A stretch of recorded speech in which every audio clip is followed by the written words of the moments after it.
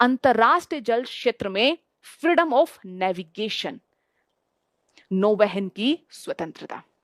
अब पूरा मामला क्या है, थोड़ा सा बैकग्राउंड समझते हैं। हम सब जानते हैं कि ईरान, इजराइल और अमेरिका जो क्राइसिस की स्थिति है वो काफी लंबे समय से चल रही है।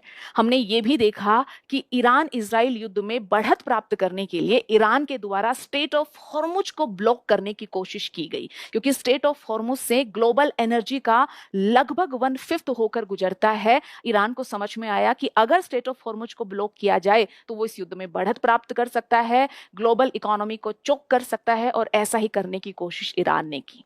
लंबे समय से युद्ध चल रहा था। कुछ समय बाद हम देखते हैं कि अमेरिका के द्वारा भी ठीक उसी प्रकार की स्ट्रैटेजी का अनुसरण किया गया जैसी स्ट्रैटेजी का इस्तेमाल ईरान ने किया।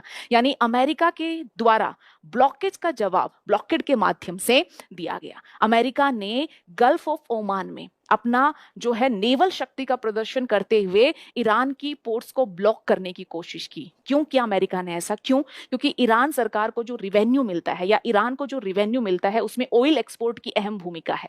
यदि ईरान पोर्ट्स के फंक्शन को प्रभावित कर दिया जाए, यदि ईरानियन शिप्स को ऑयल एक्सपोर्ट ना करने दिया जाए, तो ये ईरान इकोनॉमी को चोक करने या हॉस्टेज बनाने जैसा होगा।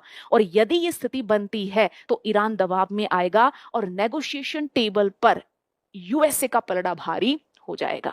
इसलिए यूएसए के द्वारा या अमेरिका के द्वारा ऐसा किया गया। लेकिन जब अमेरिका के द्वारा ऐसा किया गया तो ईरान नाराज होता है और ईरान के द्वारा कुछ अन्य देशों के जो जहाज थे उनको क्षति पहुंचाई जाती। जैसे कुछ समय पहले आपने सुना होगा कि भारतीय शिप पर भी अटैक किया जाता है। इन सब के मध्य परीक्षा पॉइंट ऑफ व्यू से हमारे लिए महत्वपूर्ण हो जाता है फ्रीडम ऑफ नेविगेशन, कि आखिर ग्लोबल लेवल पर फ्रीडम ऑफ नेविगेशन की क्या व्यवस्था है और उसके सामने किस प्रकार की बाधाएं हैं। तो ये पूरा डेवलपमेंट रहा जिसे हमने देखा। चलिए अब अगर हम फ्रीडम ऑफ नेविगेशन की बात करें, यानी कि जो ट्रांजिट पैसेज की बात करें कि जो देश हैं उनकी जहाजों को ये जो स्ट्रेट्स हैं, जलडमरू इत्यादि हैं, वाटरवेज इत्यादि हैं, इनसे गुजरने का अधिकार मिले, इसी को हम कहते हैं फ्रीडम ऑफ नेविगेशन। वैश्विक स्तर पर फ्रीडम ऑफ नेविगेशन को एक कानून, एक अभिसमय के तहत डील किया जाता है जिसका नाम है यूएन क्लोज, यानी United Nation Convention on the law of sea. चलिए देखते हैं कि यूएन क्लोज की पूरी व्यवस्था क्या है। यह वह अंतरराष्ट्रीय संधि है जो समुद्री क्षेत्र से जुड़े हुए जो मामले हैं, अधिकार हैं या जिम्मेदारियां हैं उनको निर्धारित करती है।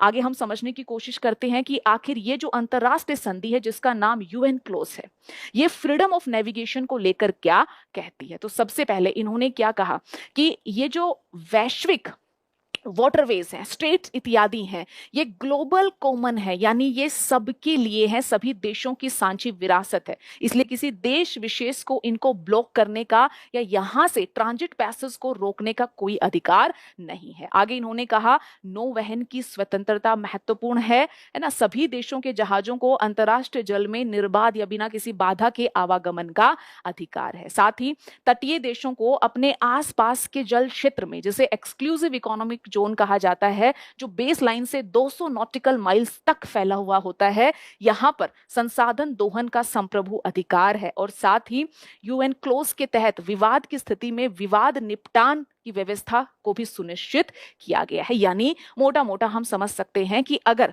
ग्लोबल लेवल पर फ्रीडम ऑफ नेविगेशन से या जल क्षेत्र में किन संसाधनों पर किस देश का अधिकार है, ऐसे किसी विषय की बात की जाए तो उसको लेकर लीगल फ्रेमवर्क एक अंतरराष्ट्रीय संधि देती है जिसका नाम है यूएन क्लोज। अभी तक हमने इतना समझा।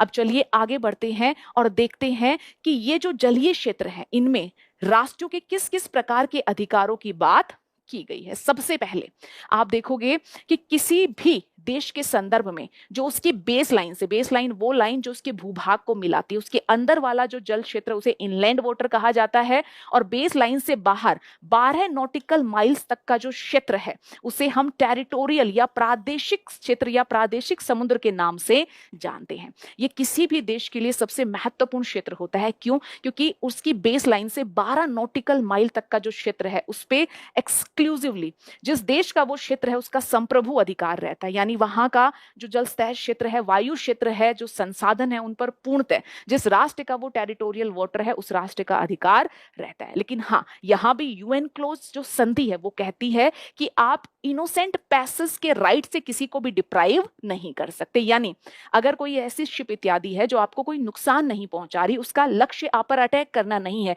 तो इस जल क्षेत्र में भी आप उसे जाने देंगे।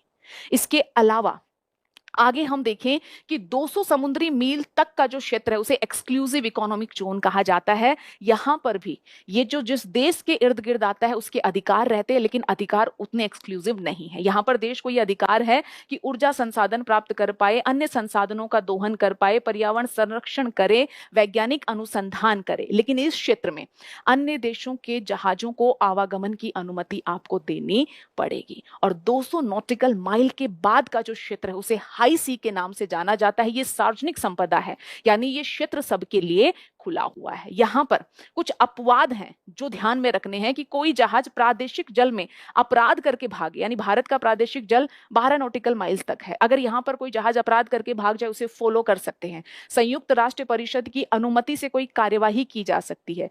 बिना पहचान वाले, यानी जिन जहाजों पर किसी देश का फ्लैग नहीं है, उन पर कार्यवाही की जा सकती है। या फिर मान लीजिए भारत का जहाज है, उस पर भारत का ध्वज है ना, और अगर भारत की सहमति है तो कोई देश 200 जो नॉटिकल माइल्स हैं उसके परे यानी खुले समुद्र में भी जहाज को रोक सकता है। यानी कुछ एक्सेप्शनल कंडीशंस हैं जिसमें किसी जहाज को रोका जा सकता है।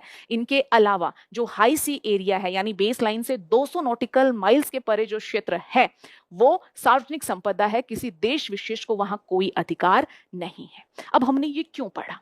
हमने ईरान यूएस से क्या कॉन्फ्लिक्ट है वो देखा, है ना। हमने देखा कि फ्रीडम ऑफ नेविगेशन क्या है, और फ्रीडम ऑफ नेविगेशन को डील करता है यूएन क्लॉज। ये अंतरराष्ट्रीय संधि है। उन्हीं अंतरराष्ट्रीय संधि के द्वारा ये सब व्यवस्था को स्वीकार किया गया है कि कितने किलोमीटर तक या नॉटिकल माइल्स तक किस देश का किस प्रकार का अधिकार होगा। और ये जो प्रादेशिक जल क्षेत्र है या प्रादेशिक समुद्र जिसे कहा जाता है, जो आपकी बेस लाइन से 12 नॉटिकल माइल्स तक होता है, इसे स्ट्रेट ऑफ हॉर्मुज के संदर्भ में पढ़ना काफी महत्वपूर्ण हो जाता है। क्यों? क्योंकि आपने सुना होगा कि स्ट्रेट ऑफ हॉर्मुज जो जल संधि है वो अपने नैरोवेस्ट यानी संकीर्ण बिंदु पर मात्र 33 किलोमीटर के आसपास चौड़ी है। यानी पूरा स्ट्रेट ऑफ हॉर्मुज का जो जल क्षेत्र है वो ईरान और ओमान के टेरिटोरियल सी में आ जाता है, और टेरिटोरियल सी में अगर कोई क्षेत्र आता है तो उस देश का अधिकार वहां पर काफी ज्यादा हो जाते हैं, मोटा मोटा एक्सक्लूसिव राइट्स हो जाते हैं। आप केवल इनोसेंट पैसेज को बाधित नहीं कर सकते। तो ये पूरा मामला समझना जरूरी है कि क्यों ईरान के द्वारा स्ट्रेट ऑफ हॉर्मुज पर इतना नियंत्रण स्थापित किया जा रहा है। तो आज के समय में मोटा मोटा जो भी पूरा डेवलपमेंट है उससे एक बड़ा मुद्दा निकल कर आता है कि ग्लोबल लेवल पर ये जो फ्रीडम ऑफ नेविगेशन है उसके समक्ष किस प्रकार की चुनौतियां हैं। तो सबसे पहली चुनौतियां यही है कि भू रणनीतिक चुनौतियां हैं। देशों के द्वारा ये जो चोक पॉइंट या समुद्री मार्ग हैं इनका इस्तेमाल अपने उद्देश्य पूर्ति के लिए, युद्ध में बढ़त बनाने के लिए, दूसरों के आर्थिक हितों को प्रभावित करने या पंगु बनाने हेतु किया जा रहा है, जिसके चलते नौवहन की स्वतंत्रता बाधित हो रही है। जैसे हमने अमेरिका का एग्जाम्पल देखा, जैसे हमने ईरान का एग्जाम्पल देखा। साथ ही हमने देखा कि अंतर्राष्ट्रीय स्तर पर एक कानून है जिसे यूएन क्लोज के नाम से जाना जाता है, लेकिन इस कानून के भी बहुत सारे प्रावधान ऐसे हैं जो अपने आप में अस्पष्ट हैं, जिनकी अलग अलग इंटरप्रिटेशन या व्याख्या निकाली जाती है। और सबसे रोचक बात तो ये है कि ना ही ईरान और ना ही यूएसए, दोनों में से किसी ने भी यूएन क्लोज को रेटिफाई नहीं किया है। ईरान ने साइन किए, रेटिफाई नहीं किया। अमेरिका ने ना साइन किए हैं ना इस कानून को रेटिफाई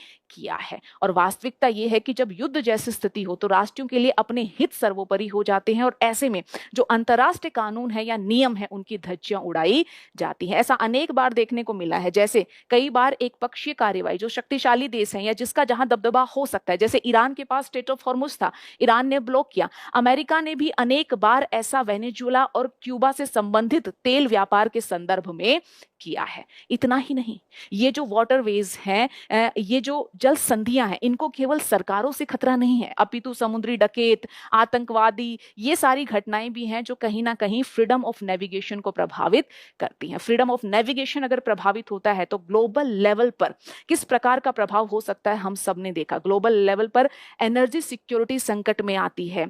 आप देख रहे हैं कि बहुत सारी महत्वपूर्ण इनपुट, अगर मैं भारत की बात करूं जिसमें फर्टिलाइजर इत्यादि से जुड़ी हुई इनपुट है, उसमें वेस्ट एशिया का अच्छा खासा योगदान है। अगर वो इनपुट कम है तो वो सेक्टर प्रभावित हो सकता है। तो ग्लोबल लेवल पर टेंशन कितनी एस्केलेट हो सकती है अगर फ्रीडम टू नेविगेशन को हम एंश्योर ना कर पाए। ठीक है, तो ये पूरा मामला है, यानी आपको पता होना चाहिए कि यूएन क्लोज क्या कहता है। अच्छा, अपने बेसलाइन के पास जो जल क्षेत्र है, कितनी दूरी तक किस राष्ट्र के किस प्रकार के अधिकार बनते हैं, और एट प्रेजेंट विश्व के सामने फ्रीडम ऑफ नेविगेशन के समक्ष किस प्रकार की चुनौतियां हैं। ठीक है।